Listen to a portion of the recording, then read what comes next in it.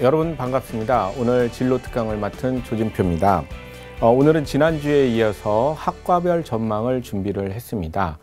대학의 학과라는 것은 자신의 꿈을 이루기 위해서 반드시 거쳐야 되는 그런 중간 관문이라고 볼 수가 있습니다. 대학 진학을 목표로 했을 경우에는. 그래서 자신의 적성과 앞으로의 전망, 그 다음에 공부의 내용이 나한테 맞는지 적합도 이런 것들을 보면서 종합적으로 결정해야 되는 것들이 사실은 학과 선택이라고 볼 수가 있습니다. 그러나 우리 어른들은 자꾸 우리 과거 본인들이 학교 다닐 때의 그런 직업들과 연관된 학과들을 강조를 하는 것이 일반적인 모습인데요. 이건 사회 변화에 대해서 정확하게 이해를 하지 못했을 때 정보 부족으로 과거의 직업관에 갇혀 있을 때 나타나는 현상이다라고 이해를 하시면 되겠습니다. 오늘 이 시간을 통해서 주요 단과대학별로 현재 그 대학의 학과들이 처해진 상황과 앞으로의 전망에 대해서 예상을 해보는 시간을 갖도록 하겠습니다. 자, 그럼 TBS 기적의-TV 상담받고 대학 가자 진로특강 2탄 학과별 전망을 시작하겠습니다.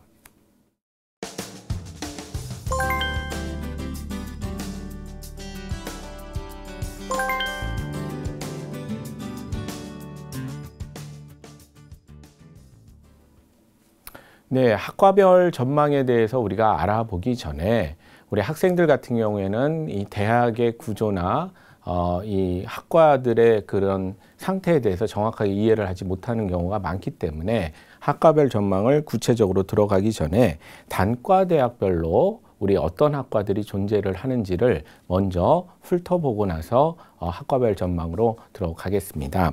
자, 여기서 이제 설명드리고 싶은 것은요, 이 단과대학을 나누는 것은 대학마다 다릅니다. 어떤 대학은 이과를 상경대학에 놓기도 하고 이 학과를 사회과학대학에 놓기도 하고 또 어떤 대학은 단과대학 이름이 서로 다르고 하면서 대학마다 굉장히 다른 모습을 보여주고 있지만 지금 하나 제시하는 그런 단과대학의 유형들은 일종의 예라고 이해를 하시면 되겠습니다. 학교마다 조금 다른데 일반화시켜서 이해를 돕기 위해서 설명을 드리는 거다라고 생각을 하시면 되겠습니다.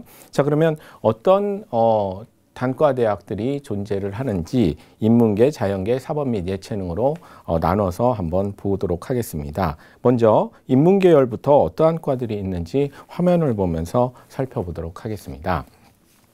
자, 인문계열에는 크게 인문대학, 사회과학대학, 상경대학, 법학대학, 생활과학대학 이런 이제 구분이 존재를 합니다. 학교마다 다르다고 말씀을 드렸죠. 그 중에서도 여러분들 생활과학대학 같은 경우에는 그 안에 인문계열에 해당하는 학과도 있고요. 자연계열에 대한 학과도 따로 존재를 하기 때문에 대학마다 또 지원하는 스타일이 다를 수가 있게 되는 거죠.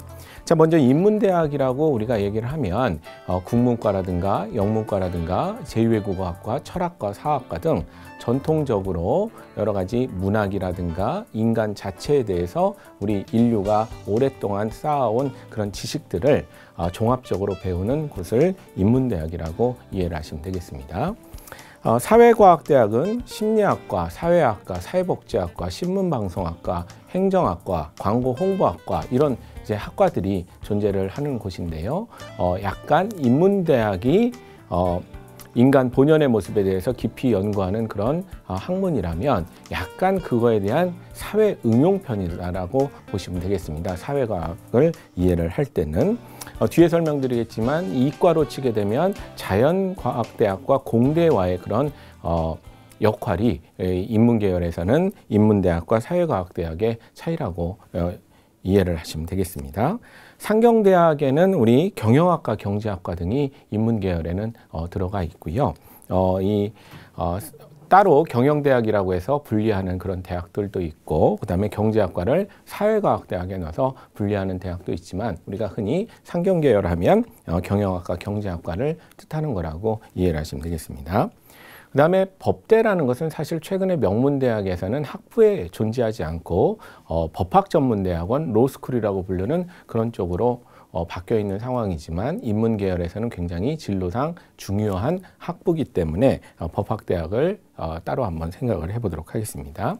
그리고 생활과학대학에서 인문계열은 가정복지학과, 그다음에 소비자학, 아동 가족학, 외식산업 등 여러 대학마다 다른 이름들이 생활과학대학의 인문계열 쪽에 속하는 경우가 있는 거죠. 자, 그렇다면 자연계열에는 어떤 그런 단과대학들이 있는지 화면을 보면서 설명을 드리도록 하겠습니다. 우리 자연계열의 어떤 단과대학은 일단 인문계열로부터 계속 이어지면 의료환경학과, 식품영양학과, 주거환경학과 등에 해당하는 생활과학대학이 또 존재를 하게 되고요. 또 우리 자연계열의 또 꽃이라고 부를 수가 있는 자연과학대학이 있습니다. 수학과, 물리학과, 화학과, 생명과학과, 지구과학과, 통계학과 등 이 우리 이공계에 아주 기초가 되는 그런 기초 학문들을 다루는 그런 학과들이 모인 것을 자연과학대학이라고 얘기를 하게 되는 거죠. 공과대학은 그 자연과학대학에서 쌓은 기초 학문을 바탕으로 해서 실생활에 연결시키는 여러 가지 배경 학문들을 또 연구하는 것이 공과대학인데, 흔히 말하는 우리 공학자가 붙은 학과들이 거기에 많이 존재를 합니다. 화학공학, 산업공학, 기계공학, 컴퓨터공학 등 각종 이런 공학이 붙은 학과들이 공과대학에 존재를 하게 되는 거죠. 그다음에 또 우리 이공계에서는 인기 있는 게 이제 의과대학이죠. 그래서 의학과, 치의학과, 수의학과, 간호학과 등 이렇게 의료 관련된 과들이 모인 곳이 의과대학이다라고 이해를 하시면 되겠습니다. 역시 이공계에서도 대학마다 이 단과대학 이름을 다르게 짓고 있고요. 분류도 약간 다른 모습을 아셔야 됩니다. 예를 들면 통계학과 같은 경우에는 어느 대학은 이렇게 자연계열로 분류를 하지만 또 어떤 대학은 문과계열로 분류를 하는 그 대학마다의 그런 차이점, 미세한 차이점은 있지만 우리는 진로를 지금 보려고 하는 것이기 때문에 이렇게 큰 틀에서 이해하는 데는 별 무리가 없을 거라고 생각을 합니다. 그러면 사범 및 예체능 계열을 또 한번 살펴보시면요. 우리 흔히 말하는 사범대학은 우리 선생님들이 되기 위한 그런 곳이기 때문에 교육자가 붙은 그런 학과들이죠. 교육학과, 국어교육학과, 영어교육학과, 사회교육학과 등 과학교육학과 등 이렇게 여기서 열심히 공부해서 그 기초 학문들을 또는 응용 학문들을 사람들에게 가르쳐주는 그런 각종 기술과 학문들을 배우는 것을 우리가 사범대학이라고 이해를 하시면 되겠습니다. 그리고 예체능대학은 잘 아시겠지만 음대, 미대, 체대, 우리가 단순히 학과 차원을 넘어서 최근에는 체대 안에서도 사회체육학이라든가 여러 가지 응용 체육이라든가 이런 것들이 이름은 많이 분류되어 있는 모습을 볼 수가 있을 겁니다. 그래서 여러분들 진로 선택을 할 때는요, 일단 내가 이렇게 딱 그 많은 그 무수히 많은 학과 중에 딱 내가 이것에 맞는 학과를 찾아내기가 굉장히 어렵기 때문에 일단 좀 덩어리를 져서 살펴보는 게 굉장히 중요합니다. 그래서 내가 일단 인문 계열인지 이공 계열인지 아니면 예체능 계열인지 또 그거보다 더 자세히 볼 수 있다면 지금 설명드린 대로 단과대학별로 한번 내가 적합한지 아닌지를 정보를 찾아보다가 마음에 드는 단과대학이나 계열이 있으면 그 안에서 조금 더 깊이 들어가는 진로 설계를 하는 것이 굉장히 유리할 수가 있습니다. 자, 지금까지 앞에서 우리 여러분들이 기초적으로 알아야 되는 대학학과는 어떤 것들이 어느 단과대학에 속해 있는지 계열별로 나눠서 살펴봤습니다. 지금까지 본 그 단과대학과 학과의 그 연관도를 다시 한번 되짚어 보겠습니다.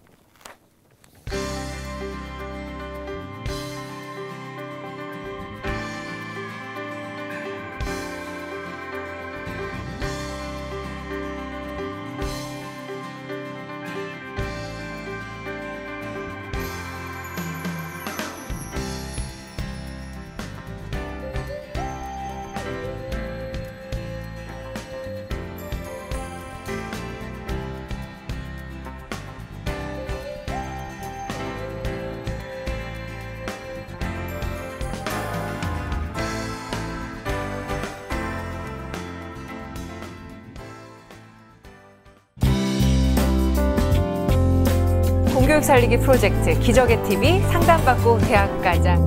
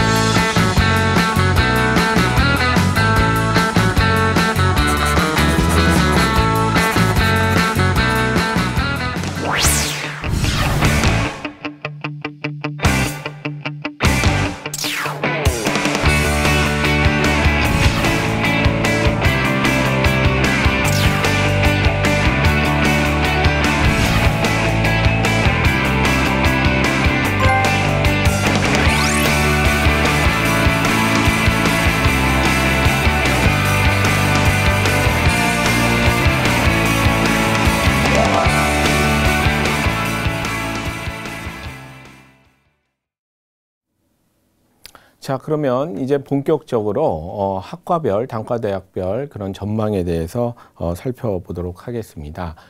그런데 우리 이 방송을 보시는 분들이 조심하셔야 되는 것은 최근 모 언론에 우리 어느 지역의 학생들이 지금 이공계가 인기이기 때문에 문과, 이과 나누는데 10반 중에 문과는 2반을 선택하고 이공계에 8반이나 몰렸다라는 그런 류의 기사들이 굉장히 많이 나오고 있습니다. 저는 이런 어떤 진로 선택이 굉장히 위험한 선택이라고 생각을 하고 있습니다. 왜 그러냐면요. 이공계가 지금 요즘 취업에서 인기가 있기 때문에 엄마들은 이제 부모님들은 그쪽으로 보내려고 노력을 하는데 잘 한번 생각해 보세요. 요즘 이공계가 왜 인기가 있겠습니까? 10년 전에 이공계를 기피했기 때문에 그 인력들이 지금 모자라서 이공계가 인기를 끌고 있는 겁니다. 그럼 지금 너도 나도 다 이공계를 보내게 되면 우리 자녀들이 나중에 사회에 취업을 할 때는 이공계 쪽에 과잉 인력이 생길 가능성이 굉장히 높습니다. 그렇죠? 그렇기 때문에 이 진로 선택에 있어서는 야근척을 하시면 안 됩니다. 지금 뭐가 뜨니까 그쪽으로 보내고 지금 뭐가 위태로우니까 그쪽으로 보내지 말고 이런 식으로 진로 선택을 하는 게 아니라 일단 우리 아이가 적합한 분야라면 그게 현재 인기가 없건 아니건 일단 그쪽으로 가서 전문성을 쌓는 게 중요한데 그쪽 분야가 지금 꺼리는 분야라면 어떤 이유 때문에 현재 꺼려지고 있는지 그걸 정확하게 알아야 되고요. 그 안에서 기회는 또 어떤 기회가 있는지를 정확하게 이해를 하고 진출을 했을 때 우리 아이는 경쟁력을 갖게 되는 겁니다. 또 지금 인기가 있다고 해서 그쪽으로 가면 나중에 잘 되는 게 아니라 지금 인기가 있기 때문에 나중에 그쪽에서 어떤 위험 요인이 있는지를 정확하게 이해를 하고 진입을 해야만 나중에 많은 사람들이 몰렸을 때도 경쟁력을 가질 수가 있게 되는 거죠.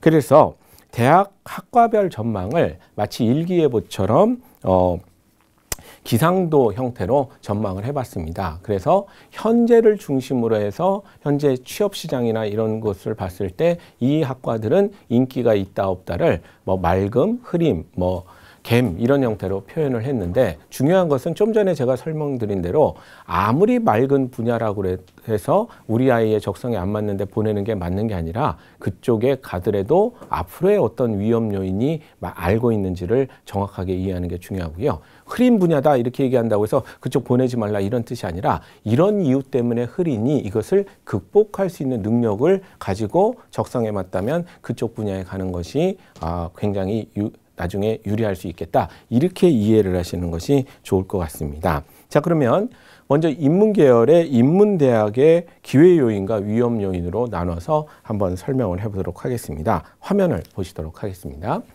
자, 인문대학은 현재 구름이 잔뜩 낀 그런 상황입니다. 뉴스에서 많이 보셨겠지만 최근 인문대학은 굉장히 취업이 어렵다는 얘기들을 많이 듣고 있는 거죠. 또 대기업, 우리나라 굴지의 기업들도 우리 최근 채용을 보게 되면 대부분이 이공계 중심을 채용을 하고 있는 모습을 볼 수가 있어서 위험 요인으로 굉장히 자리를 잡고 있습니다. 그런데 현재 왜 사회에서는 인문대학 학생들을 자꾸 꺼리는 것일까? 그 이유를 정확하게 이해를 하시는 분이 생각보다 적습니다. 그럼 그걸 잠깐 설명드리면요. 이건 사실 애들의 잘못이 아니라 우리 교육과정의 잘못이라고 얘기를 많이 하는데요. 이 첨단 기술의 시대에 이 사회에서는 다 IT와 연관된 활동들을 하고 있는데 언제부턴가 우리나라에서는 컴퓨터는 이과고 문과는 컴퓨터 아니다. 이런 나눔을 통해서 아이들을 교육을 시키고 있습니다. 그래서 이 첨단 시대에 대학을 졸업하고 사회에 진입하는 그 아이들의 IT 활용 능력이 의외로 굉장히 떨어지는 것을 사회에서는 굉장히 걱정을 하고 있습니다. 여러 사람들이 다 모여서 팀별 활동을 해야 되는데 우리 인문계 출신들이 온다면 사실은 그 여러 가지 그 IT 환경에서 팀 플레이 하는 거에 굉장히 미숙한 모습을 보이기 때문에 오히려 사회에서는 인문대학 학생들이 들어오게 되면 이 소요되는 추가로 교육되는 그런 비용이나 시간들이 굉장히 많다라는 얘기들을 우리가 하고 있는 거죠. 또 사회에서는 인문대학 출신들한테 기대하는 것은 이공계 학생들보다 글로벌 시대에 외국어는 잘하겠거니 생각을 했는데 막상 또 오는 사람들은 이공계 아이들과는 별 차이가 없는 상황이기 때문에 대체 자신만이 갖고 있는 강점이 뭐냐라고 물어봤을 때 미처 대답을 하지 못하는 사람들이 인문계 쪽에 굉장히 많습니다. 그래서 이 인문계 쪽에서는 이런 사회의 모습 때문에 취업에서 꺼리는 요인이 되고 있으니 사실은 이 시대에 맞게 적극적으로 자기가 노력을 하든지 아니면 우리 대학에서 커리큘럼에 변화를 주든지 해서 이 IT 기술의 정확한 이해와 아주 고도의 활용법을 익히는 것이 굉장히 중요하다고 볼 수가 있는 거죠. 한번 생각해 보세요. 왜 이 소프트웨어 같은 문이과 상관없는 이 교육을 이공계 쪽에만 제공을 합니까? 우리 아이들이 이 스마트폰을 다 쓰는, 누구나 다 쓰는, 컴퓨터를 자유자재로 다루는 이 시대에 이 컴퓨터 교육에 대해서 이공계 상관없이 인문계 상관없이 다 배웠더라면 철학과 출신들이 논리 앱을 직접 개발을 할 테고, 국문과 출신들이 소프트웨어를 통해서 언어 번역기를 직접 개발을 할 텐데, 사실 지금 그 모든 것들은 이 이공계 쪽에서 하고 있고, 이공계에서는 그걸 하다 보니 컨텐츠의 질이 떨어지는 이런 현상, 서로 안 좋은 현상들이 지금 나오고 있는 거죠. 그래서 우리 문과 인문대학에 가는 학생들은요, 나는 컴퓨터 싫어서 여기 왔다, 이런 좀 시대에 안 맞는 행동을 하시면 안 되고요. 적극적으로 IT에 대한 이해와 활용 능력을 갖춰주는 게 굉장히 중요하다라고 보시면 되겠습니다.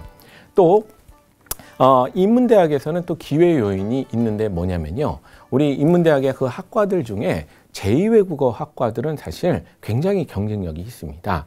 이 글로벌 시대에 한 나라 언어만 자유롭게 구사를 할 줄 안다고 하더라도 그거 자체가 큰 기회를 만들어 줄 수가 있게 되는 거죠. 그래서 인문대학 안에서도 특히 제2외국어 학과는 아직도 지금 뭐 전체적인 그런 먹구름 상황에서도 여전히 좋은 모습들을 많이 보이고 있기 때문에 우리 학생들 중에 좀 글로벌한 생활들을 하고 싶고 기회를 잡아보고 싶은 사람들은 어느 언어든 상관없는데요. 자기가 받아들일 수 있는 문화권의 언어를 하나 선택을 해서 4년간 열심히 해서 그것에 대한 전문성을 확보를 한다면 지금 취업에 있어서 먹구름이 아니라 이 시대에 맞는 인재상이다라고 볼 수가 있게 되는 겁니다.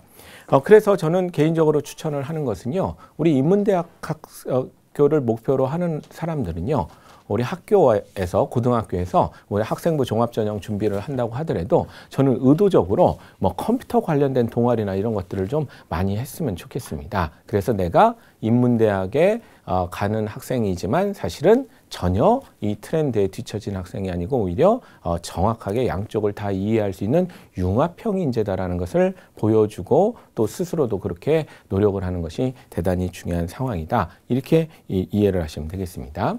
또 그러면 제2외국어 같은 경우는 무조건 외국어는 영어를 해야 되느냐? 물론 영어를 잘하면 좋겠죠. 그러나 과에 해당하는 거기 때문에 뭐 중국어가 됐건 태국말이 됐건 인도네시아 말이 됐건 베트남 말이 됐건 어느 말이든 상관없습니다. 자기가 잘 받아들일 수 있는 언어를 선택해서 전문성을 갖는 게 중요하다는 뜻이죠. 그러면 우리 부모님들은 우리 학생이 뭐 아프리카 관련된 언어를 하면 꼭 그쪽에 가서 살아야 되느냐라고 자꾸 생각을 하시는데 아닙니다. 그걸로 인해서 새로운 기회가 많이 창출된다라고 이해를 하시면 되겠습니다. 또 이런 말씀을 드리면 또 어떤 학부모님들은 우리 옆집 애가 프랑스어과를 졸업했는데 취직이 안 되던데 이렇게 얘기를 하는데 대부분의 학생들은 또 만나서 얘기를 해보면 프랑스어과를 나왔는데 프랑스어를 잘 못합니다. 왜? 좋아서 간 게 아니라 점수 맞춰서 갔기 때문에 대부분의 학생들이 경영 부전공안에 뭐하네 하면서 자기 원전공인 프랑스어에 대해서 깊이 전문성을 갖고 나오는 사람들이 의외로 적기 때문에 사실 사회에서는 원전공 하는 사람을 찾고 싶은데 자꾸 경영 부전공을 내세우니 선택받기가 굉장히 어려운 상황이다. 이렇게 이해를 하시면 되겠습니다. 그래서 우리 인문대학은 어려운 상황이지만 그런 IT에 대한 그런 이해 높이고 제2외국어 쪽으로 도전을 한다면 역시 좋은 기회가 될 것이다. 그리고 제발 대학에서는 자꾸 우리 대학은 왜 우리가 그런 걸 해야 되느냐 이렇게 자꾸 거부해서 우리 학생들을 힘들게 하지 말고 적극적으로 커리큘럼을 개발을 해서 진짜 이 딱딱한 IT 시대에 어떤 사람의 그런 냄새가 녹아나는 그런 커리큘럼들을 직접 개발을 해줬으면 좋겠다. 이렇게 추천을 드리고 싶습니다. 자, 그렇다면 이번에 같은 인문계열 안에서는 또 사회과학대학은 어떤 지금 상황인지 같이 한번 살펴보도록 하겠습니다. 화면을 보시도록 하겠습니다. 우리 사회과학대학에서는 위험 요인이 역시 인문 대학생들처럼 현재 취업이 잘 안 되고 있는 게 참 큰 위험 요인이라고 볼 수가 있습니다. 또 기존에 우리 사회과학대학 학생들이 맡았던 신문방송이나 그다음에 광고 홍보나 이런 것들도 최근 들어서 이공계 출신의 전공자들이 많이 자리를 위협하고 있기 때문에 역시 취업이 좀 어려운 그런 상황이다라고 볼 수가 있습니다. 그런데 인문대학과는 달리 약간 이제 해가 보이는 갬 상태로 제가 표현을 했는데요. 왜 그러냐? 우리 사회과학대학에서는 어떻게 보면 새로운 기회들이 많이 생겼습니다. 우리 사람들이 많이 이용하는 소셜 네트워크 서비스, SNS 같은 거에서 우리 빅데이터 분석을 해서 우리 학문적으로 다양한 그런 사실들을 유추해내는 그런 일들이 점점 많아지고 있기 때문입니다. 그래서 저는 사회과학대학을 노리는 학생들은요, 인문대학 학생들과 비슷한데 만약에 이런 얘기를 할 수 있다면 얼마나 또 사회에선 좋은지라고 생각하겠습니까? 왜 우리 사회학과에 오려고 하는데 제가 고등학교 때 학교에 페이스북 페이지 관리자를 3년간 했었는데 그걸 하다 보니까 참 다양한 루트를 통해서 다양한 사람이 우리 학교의 페이지에 접근하는 것을 보고 내가 이 사회학과를 가서 사회과학 조사 방법론을 열심히 읽어서 이런 SNS 서비스의 빅데이터 분석을 하는 그런 사람이 되고 싶어서 장신학과에 진학을 하고 싶다. 이런 얘기들을 할 수 있는 교육들을 받는 게 굉장히 중요하겠습니다. 그래서 우리 사회과학대학은 역시 통계나 그리고 이런 기술에 대한 이해가 높다면 최근 들어서는 오히려 저쪽 이공계의 CRM 영역까지 그 고객 관계 관리라고 해서 통계를 기반으로 해서 사람들의 행동 패턴을 분석을 하는 그런 영역에까지도 오히려 갈 수 있는 분야이기 때문에 조금 더 전망이 밝다라고 볼 수가 있습니다. 역시 그러나 커리큘럼의 변화가 조금 필요한 상황이 되는 거죠. 다음에는 상경대학 전망에 대해서 한번 살펴보도록 하겠습니다. 상경대학은 우리 지금 현재 취업이 잘 되는 문과에서 가장 취업이 잘 되는 그런 학과가 상경대학인데요. 그러나 여기에 좀 생각해 볼 게 있습니다. 우리 많은 학생들이 오해를 하는 게 있는데요. 뭘 오해를 하냐면 경영학과를 가는 학생들한테 물어봅니다. 왜 경영학과를 가려고 하느냐 하면 상당수의 학생들이 자기는 CEO가 되고 싶어서 경영학과를 간다 이런 얘기를 하거든요. 근데 사실은 이게 앞뒤가 좀 안 맞는 말입니다. 예를 들면 물리학을 열심히 하면 뭐가 되죠? 물리학자가 되는 겁니다. 전자공학을 열심히 하면 전자공학자가 되는 거고요. 경영학을 열심히 하면 뭐가 되겠습니까? 경영학자가 되는 거죠. 그러니까 CEO를 원래 목표로 하는 학과가 아니라는 뜻입니다. 원래 CEO라는 것은 자기의 기술을 가지고 뭔가 창업을 했다가 이 경영 관련된 것을 부수적으로 배우게 되는 것이 CEO가 되는 거지 경영을 열심히 했다고 CEO가 되는 것은 아니거든요. 그래서 실제로 미국에서도 학부에 경영학과가 없는 명문대가 꽤 있습니다. 왜냐하면 경영자를 양성하는 것은 다양한 전공을 하고 사회생활을 했다가 대학원 과정으로 MBA 과정으로 가르쳐도 충분하다고 보는 거고 경영학과는 졸업한 사람 MBA에서 가르칠 만한 교수 양성 요원들을 육성하는 게 경영학과이기 때문에 학생들이 생각하는 것과 많이 차이가 있는 것은 사실입니다.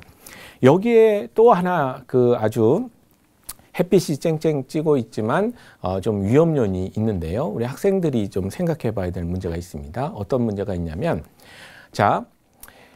우리가 경영대학 학생들에 대한 평가, 사회에서 졸업생들의 평가를 하기가 굉장히 애매합니다. 어떤 특별한 기술이 있는 게 아니라 전공을 보면 물론 대학원 과정에서는 굉장히 분야별로 깊게 들어가지만 학부 과목이라는 것이 얇고 넓게 사회 전반에 관한 지식들을 배우는 것이 경영학과이기 때문에 경영학과 학생들에 대한 평가 기준이 그렇게 딱히 마땅한 게 없습니다. 그래서 사회는 암묵적으로 약간 합의를 본 게 있는데요. 뭐냐면 경영이라는 것은 얇고 넓게 그다음에 다양한 지식들에 대해서 많이 배우는 것이니 박학다식함이 경영학과 학생들의 가장 큰 장점이라고 생각하는 것이 많습니다. 사회 전반에 대해서 많은 지식이 있어서 기획을 잘하는 것이 경영학과의 장점이라고 보는 거죠. 다른 계열 학생들은 사회보다는 학문을 했기 때문에 일을 많이 가르쳐야 되는데 이 친구들, 경영학과 출신들은 많이 알고 있다. 이게 장점으로 본다는 겁니다. 그렇다면 저 학생이 박학다식함이 얼마나 높은지를 평가하는 방법이 사실 존재하지 않죠. 뭐 세계 상식대회가 있는 것도 아니고 어떤 학생들인지 잘 지식의 깊이를 알 수가 없습니다. 그래서 안타깝게도 유독 경영학과나 경제학과는요, 다른 과에 비해서 학벌을 많이 보는 그런 학과들이라고 인식을 하셔야 됩니다. 그래서 경영학과라는 이력서가 오게 되면 사회에서는 자꾸 앞쪽을 봅니다. 앞쪽을. 어떤 학교인가를 자꾸 쳐다보는 그런 모습들을 많이 보이는 거죠. 그래서 중상위권 이상의 학생들이 경영학과를 진학을 해서 자기가 경영학도로서 사회 진입을 하겠다면 오히려 좋은 장점이 될 수가 있습니다. 왜? 학교를 자꾸 보는 경향들이 있기 때문에. 그러나 중위권, 중하위권 학생들이 내가 CEO가 되겠다 하면서 경영학과를 갈 때는 오히려 그 대학에 대한 프리미엄이 존재하지 않는 상황이기 때문에 나중에 자기가 아무리 훌륭한 뛰어난 능력을 가지고 있어도 학교라는 학벌이라는 것에 걸려서 꿈을 이루기가 어렵게 되는 경우가 많이 존재를 하는 거죠. 그래서 그럴 경우엔 차라리 인문대학이나 사회과학대학에서 자기가 좋아하는 것을 배운 다음에 나중에 대학원 과정으로 이렇게 전환을 하는 것이 훨씬 더 전략적인 행동이라고 볼 수가 있겠습니다. 그래서 우리 상경계열 같은 경우에는 지금 굉장히 취업이 잘 되긴 하지만 이런 위험요인이 있다는 것을 정확하게 이해를 하시고 가시는 게 좋습니다. 무턱대고 가는 것보다는 성적에 따라서 경영학과를 우선시하는 거냐 아니면 사회과학이나 인문대학 쪽으로 일단 빠졌다가 나중에 경영을 할 것이냐 이런 전략을 짜보시는 것도 중요한 거죠. 반면에 앞에 설명드렸던 그런 어문 계열 같은 경우에는 뭡니까? 이력서상에 중국어학과가 나왔다 그러면 이 자꾸 사람의 시선은 앞쪽을 어느 대학 나왔느냐가 중요한 게 아니라 뒤쪽을 봅니다. 신 HSK 몇 급을 땄는가, 실제 능력이 얼마나 되는가 이런 것들을 보려는 경향이 있는 거죠. 그래서 과마다 이 사회에서 보는 시선의 차이가 있다라는 것을 좀 이해를 하셨으면 좋겠습니다. 그다음에 인문계열 중에 또 인기가 있는 로스쿨 체제로 바뀌었지만 많은 학생들이 선망을 하는 법학대학은 어떤 전망이 있는지 화면을 보면서 설명을 드리도록 하겠습니다. 최근 법조인에 대한 변호사에 대한 암울한 얘기들이 언론에 굉장히 많이 나오고 있습니다. 굉장히 많은 인원들을 지금 정부가 우리 로스쿨 제도를 통해서 배출을 해나가고 있기 때문에 옛날처럼 한 번의 자격증을 따면 평생을 편하게 수입을 올릴 수 있는 그런 시대는 완전히 끝났습니다. 실제 기업에서도 변호사들을 법무팀에 채용을 할 때 뭐 과장, 차장, 부장부터 시작했던 그런 관행들이 대부분 다 대학원 정도로만 인정하는 그런 추세로 바뀌고 있는 것을 우리가 볼 수가 있게 되는 거죠. 그리고 우리나라는 현재 법률시장 개방이 예고가 된 나라고 몇 년 안 남았습니다. 그래서 법률시장이 개방이 되면 해외 로펌과 자본이 들어오기 때문에 그 로펌들끼리 치열한 경쟁이 예상이 되는 게 현재 대한민국의 앞으로 법조계의 당면 과제다라고 보시면 되겠고요.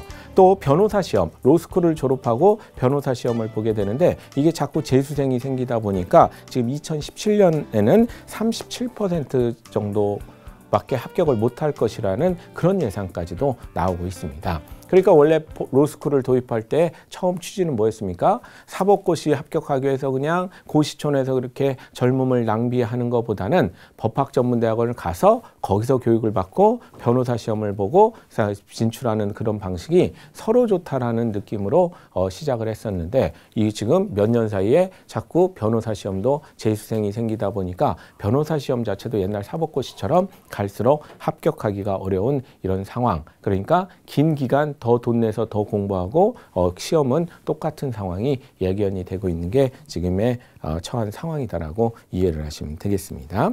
그래서 안정적인 전문직이라는 개념으로 접근하는 학생들은 큰 이제 괴리감을 많이 느끼게 될 것이죠. 그렇다면 이렇게 구름이 잔뜩 낀 법조인의 전망은 또 살아날 길이 없느냐? 아닙니다.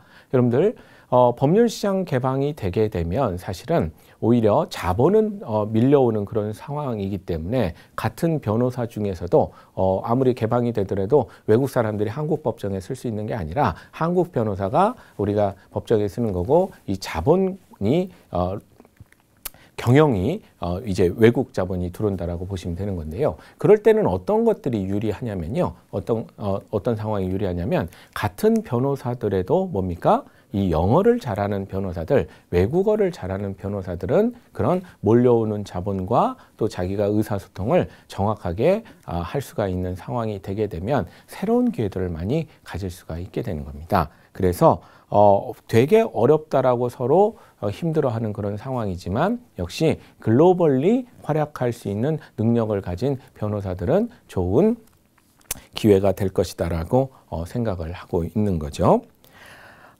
자, 그러면 다음으로 생활과학대학의 그런 전망은 어떤지 화면을 보면서 설명을 드리도록 하겠습니다. 우리 생활과학대학 같은 경우에 위험 요인은요. 우리 패션 업계 등 산업 규모는 굉장히 성장하고 있으나 급여는 사실 낮은 편이죠. 이건 빨리 바꿔야 되는 그런 상황이라고 볼 수가 있습니다. 우리 젊은이들한테 열정페이를 너무 강조하는 그런 분야로 자리 잡고 있는 거죠. 그리고 단기간에 그게 개선되기는 지금 여태까지 관행상 어려울 수가 있어서 위험 요인으로 현재 분석을 하고 있고요. 또 요즘 대한민국의 경기가 그렇게 좋은 상황이 아니기 때문에 우리 소비시장이 굉장히 저소비 쪽으로 가고 있는 상황이라서 소비시장 위축에 따른 패션 식음료 산업의 성장세가 어려울 것이다라고 예상을 하고 있습니다. 그러면 먹구름이 껴야 되는데 저희가 이제 약간 그 해가 뜨는 갬 상태, 이 상태로 보는 요인이 뭐가 있냐면요. 최근 생활과학대학 안에서 디자인 관련된 그런 분야들이 굉장히 커지고 있습니다. 우리 의식주 전반에 걸쳐서 우리는 디자인 요소를 굉장히 강조를 하는 상황으로 바뀌고 있고 그것을 미대뿐만 아니라 생활과학대학에서 받아서 지금 많이 실행을 하고 있기 때문에 새로운 도전거리다라고 볼 수가 있는 거죠. 특히 산업 디자인, 제품 디자인, 이런 건축 디자인, 멀티미디어 디자인은 현재 미대와 공대와 생활과학대학이 공통으로 지금 도전하고 있는 분야라서 옛날처럼 디자인하게 되면 미대만의 영역이라고 생각하는 것은 지금 아니다. 그래서 저는 이렇게 많이 권합니다. 어떻게 권하냐면 원래 중학교 때 미술을 좀 좋아했으나 그러나 아주 뛰어난 능력을 보이지 않아서 잠깐 고민을 했다가 인문계에 진학을 했는데 역시 인문계에 진학을 해서도 성향상 그쪽 미술 쪽이나 이런 쪽에 관심이 있는 학생들은 우리 생활과학대학에서 디자인을 할 수 있는 학과들을 찾아서 진학을 하게 되면 굉장히 본인 적성도 맞고 사회에 나가서도 지금 이제 막 디자인이 형성이 되고 있는 그런 시대이기 때문에 좋은 기회를 갖게 될 가능성이 높다라고 보시면 되겠습니다. 우리 부모님들은 이런 얘기하면 디자인 옛날부터 있었는데 뭐 다 취직 안 된다던데 이렇게 얘기를 하실 텐데요. 사실 그동안 우리가 디자인은 오래된 학문이긴 한데요. 이게 산업화가 이루어지지 않았습니다. 예를 들면 서울시 건물만 하더라도 다 네모 반듯한 그런 건물이지 않습니까? 그러니까 이게 뭐 창의적인 디자인이 들어가는 게 아니라 싸고 빨리 지으려니까 이렇게 네모 반듯한 것들을 우리가 볼 수가 있었는데 우리 그 주요 세계적인 도시들 보면 똑같은 건축물은 허용을 안 해서 도시 미관 자체가 굉장히 아름다워지는 그런 모습들을 볼 수가 있었던 것처럼 우리 이 음료수병의 겉에 디자인만 바꿔도 가격이 2배로 뛰는 그런 디자인에 대한 그 산업들이 갈수록 확산이 되고 있는 게 오히려 이제 시작되고 있습니다. 그래서 지금 그쪽 분야에 진입을 하게 되면 좋은 기회 요인이 될 수가 있고 생활과학대학은 생활과학 속에서 생활 안에서 의식주 안에서 이런 각종 디자인 요소들을 찾아서 산업화할 수가 있기 때문에 굉장히 전망이 그쪽 분야에서는 밝은 편이다. 이렇게 설명을 드릴 수가 있습니다. 그 다음에 자연 계열 쪽으로 넘어가 보도록 하겠습니다. 요즘 서울 소재 대학에서 전자공학, 화공과 기계과 학생들은 취업률이 거의 100%에 가까울 정도로 잘 되고 있는 게 요즘 이 이공계 쪽인데요. 그 중에서도 기초가 되는 자연과학 계열이나 공학 계열은 어떤 모습들을 보이는지 먼저 살펴보도록 하겠습니다. 자, 그러면 공과대학 전망부터 살펴보도록 하겠습니다. 화면을 한번 보시죠. 우리 공과대학 같은 경우는 지금 맑게 개인 모습이라고 얘기를 하는데요. 좀 전에 설명드린 대로 서울 소재 지금 공대를 나오게 되면 이 취업난에도 잘 취업이 되고 있는 그런 모습을 보이고 있는데 그래서 아까 많은 학부모님들이 취업 잘 된다고 지금 고등학교에서 문이과 나눌 때 이과 쪽으로 몰리고 있는데 저는 좀 반대한다고 말씀을 드렸죠. 왜 그러냐? 이 공과대학은 지금 잘 나가고 있기 때문에 위험 요인을 좀 설명을 드리면요. 사실 이 공과대학에는 어떤 그 위험 요소가 있냐면 이 사업장을 나중에 취직을 할 때 사업장을 고를 때 이 본인들이 원하는 지역에서 근무하기가 굉장히 어렵습니다. 특히 서울 경기권에 많은 인구들이 몰려 있는데 서울 경기권의 학생들은 여기서 쭉 살았다면 계속 이 지역에서 살기를 굉장히 원하는 학생들이 많거든요. 그런데 한번 보세요. 우리 공과대학을 졸업하고 취업을 하는 회사들이 위치한 사업장이 어디 있습니까? 여수, 창원, 울산, 거제, 오창 막 이렇게 특정 산업단지에 몰려가 있기 때문에 자기가 거기 가서 생활을 하겠다라는 의지까지 생기지 않으면 나중에 직업 선택할 때 굉장히 갈등을 하는 모습들을 많이 보이게 됩니다. 그래서 어떤 특정 지역에 사업장이 몰려 있어서 우리 직장 선택 시 그것이 큰 제약 요인으로 작용을 한다는 게 공과대학의 현재 큰 그 장애 요인 중에 하나가 되는 거죠. 그것까지도 감당할 수 있는 사람이 가야 되는 게 저는 맞다고 보는 거죠. 그리고 실제로도 우리 서울이나 경기권 학생들은 다른 지역도 한번 많이 가보시면 과거와는 달리 굉장히 발전된 그런 모습들을 볼 수가 있는데도 잘못된 편견에 의해서 좀 안 내려가려는 경향들을 보이는 것도 사실은 생각해 볼 문제라고 볼 수가 있습니다. 또 아무리 취업이 잘 된다고 하더라도 공대의 그런 학문들은 깊게 좀 학문적으로 그 분야만 깊게 파는 경향들이 굉장히 강하기 때문에 전공 자체가 자기의 적성에 맞지 않으면 굉장히 좋은 성적을 거두기가 어려운 분야가 이쪽 공대입니다. 그런데 그럼 취직 잘 되니까 그냥 가서 성적이 안 나오더라도 공대만 나오면 되는 거 아니냐 싶겠지만 아닙니다. 우리 사회에서는 학점이라는 것을 성실성의 수단으로 많이 보고 있기 때문에 아무리 좋은 대학에 공대를 나와도 학점이 흉한 그런 학점을 나중에 받게 되면 좋은 인재라고 보지 않는 경향들이 굉장히 강한 거죠. 자, 그러면 옆집 애가 이공계 나왔는데 서울에 있는 명문대에 이공계를 나왔는데 취업이 어렵다는 얘기를 들게 되면 이 두 가지 요인일 가능성이 높아요. 예를 들면 서울에 꼭 근무하고 싶은데 서울은 산업구조상 금융산업으로 되어 있는데 내가 금융 쪽에 가기는 굉장히 어려운 상황이고요. 그다음에 또 전공에 대한 전문성을 깊게 쌓지 않았을 때도 우리 사회에서는 공대 나왔다고 해서도 약간 꺼리는 그런 모습들을 보이고 있는 게 위험 요인이다. 이렇게 보시면 되겠습니다. 그러나 전반적으로 기술의 시대, 그다음에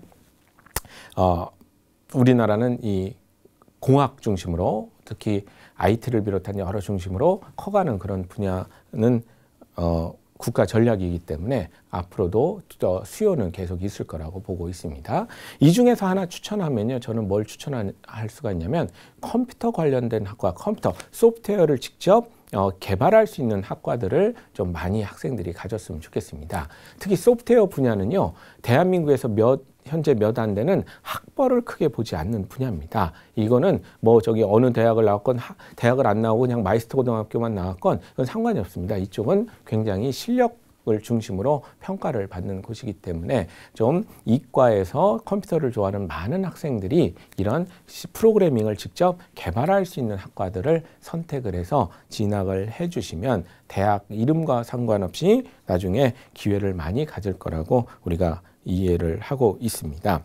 특히 이 공과대 학생들이 외국어에 굉장히 약한 모습을 보이는데요. 이 컴퓨터 실력을 갖춘 다음에 이 외국어까지 좀 자신 있게 되면 이 취업난에 한국에는 큰 일자리가 지금 많이 창출되고 있지 않은 상황이기 때문에 바로 해외 취업을 하기에 가장 유리한 또 분야가 이쪽 분야라고 볼 수가 있어서 이거는 기회 요인으로 볼 수가 있게 되는 거죠. 자, 그러면 공대에 의해서 자연과학대학은 또 어떤 전망이 있는지 화면을 보면서 설명을 드리도록 하겠습니다. 우리 자연과학대학 같은 경우에는 취업에 직접적인 그 도움이 안 되는 학문이라고 생각하는 경우가 굉장히 많습니다. 왜 그러냐면요. 우리 자연과학대학에서는 너무 그 역사가 인류가 축적해온 많은 어떤 과학에 대한 내용들을 기초부터 탄탄히 현대 과학까지도 배우는 곳이기 때문에 학부만 졸업해서는 사실은 전문성을 인정받기가 굉장히 어려운 분위기입니다. 대학원까지 나와야만 적어도 자연과학은 그 전공을 했다라고 볼 수가 있는 게 우리 자연과학을 보는 사회의 시선이기 때문에 자연과학대학을 선택하는 학생들 같은 경우에는 내가 정말 수학이 좋고 물리가 좋아서 한번 그쪽에 대해서 공부가 만약에 좋다면 계속 한번 끝까지 가보겠다라는 마음을 갖고 진학을 하시는 게 좋은 선택이 될 수가 있습니다. 이 중에서도 특히요 좀 차이가 있는 것은 수학인데요. 수학과는요 다른 학과랑은 달리 학부만 졸업을 해도 지금 사회에서는 약간 전문성을 인정하는 그런 학과입니다. 학생들이 너무 어려워해서 그런지는 몰라도 몇 년 전부터 미국에서는 대학을 졸업하고 가장 인기가 많은 그 취업이 잘 되고 연봉이 높은 학과로 수학과를 꼽고 있는데 그런 현상들이 대한민국에도 지금 많이 와 있는 상태입니다. 수학을 잘하는 사람들이 뭡니까? 금융을 배우면 금융 쪽으로도 갈 수가 있는 거고요. 수학을 잘하는 사람이 컴퓨터를 잘 다루면 보안 쪽으로도 갈 수가 있는 거고요. 수학을 한 사람이 수학 실력이 전통적으로 갖고 있는 능력을 잘 활용한다면 요즘과 같은 빅데이터 분석에서 굉장히 또 전문성을 발휘할 수가 있기 때문에 문과 진출 경로는 소속된 곳은 이과더라도 문과 그다음에 이런 공대 원래 전통적인 수학 다양한 분야로 진출할 수 있기 때문에 수학과는 굉장히 전망이 지금 좋은 그런 상황이다. 공부하기가 어려워서 그게 문제지 할 수만 있다라면 학부만 졸업하고도 할 수 있는 것들이 되겠습니다. 자, 그리고 다음은 의과 대학에 대한 전망을 알아보도록 하겠습니다. 의과 대학에 대한 전망을. 자, 지금 가장 인기 있는 것이 뭡니까? 의학 계열인데 의학 계열은 어떤 이제 기회 요인과 위험 요인이 있는지 살펴를 보면요. 지금 이것도 저희 진로 분석하는 사람들은 약간 좀 시기적으로 안 맞다라고 보고 있어요. 요즘 가장 인기 있는 게 의대인데 사실은 지금 의료 쪽에서는 굉장히 전망이 과거에 비해서는 좋지 않은 상황입니다. 우리나라는 저수가 정책, 그다음에 관치의료가 굉장히 강한 나라이기 때문에 본인들이 기대하는 수익을 얻기가 힘들다라고 인식을 하고 있어서 보통 사람이 보기엔 높은 수익이지만 자기들이 생각하기에는 상대적으로 낮은 수익이다라는 생각하는 의사들이 늘고 있고 그런 의료 환경이 조성이 되고 있기 때문에 상대적인 불만족에 많이 노출될 수 있는 분야가 의료계라고 보시면 되겠습니다. 그래서 지금보다는 약간 의대의 인기가 살짝 떨어져서 합격선이 지금은 너무 비정상적으로 높으나 조금 더 옛날처럼 조금 낮아질 가능성이 높다라고 보고 있습니다. 그래서 의대는요, 돈 하면서 가는 학생들은 정말 불행할 겁니다. 앞으로는. 그래서 어떤 학생들이 의대를 가야 되냐면 내가 갖고 있는 기술을 가지고 남을 도와주면서 존경받으면서 전문의로서 세상에 가치 있는 일을 하겠다. 이런 생각을 갖고 가야 앞으로 의대는 졸업하면서 행복한 그런 사회생활을 할 가능성이 높다. 이렇게 보시면 되겠습니다. 그 다음에 사범대학을 보면요. 사범대학은 굉장히 전망이 어둡습니다. 왜냐하면 학령 인구가 급격하게 감소를 하고 있기 때문에 인구 자체가 굉장히 줄어서 앞으로 일자리 창출이 굉장히 어려운 그런 상황이 되는데요. 그래서 역시 안정적인 직업이라는 생각만으로 진출을 하게 되면 위험한 분야다라고 볼 수가 있습니다. 그러나 기회 요인으로 보게 되면 학교 자체로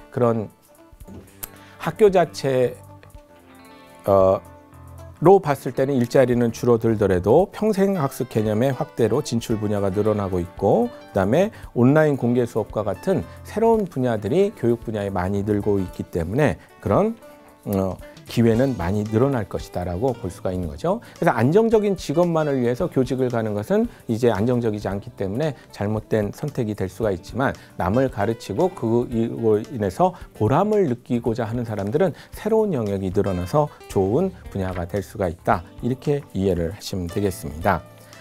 지금까지 여러 단과대학에 대해서 앞으로는 어떤 모습을 갖고 있고 전망을 하고 있는지를 설명을 드렸습니다. 여러분들은 무엇보다도 중요한 것은 인기 있고 없고 이걸 가지고 결정을 하시는 게 아니라 나한테 맞고 안 맞고 그래서 그 안에서 직업적인 가치, 보람을 찾을 수 있는지 없는지에 대해서 정확하게 진단을 하시고 학과 선택을 하셨으면 좋겠다. 그 학과에 대해서 좀 길게 탐색을 하시고 진로 설계를 했으면 좋겠다. 이런 말씀을 드리면서 오늘 특강을 마치도록 하겠습니다. 감사합니다.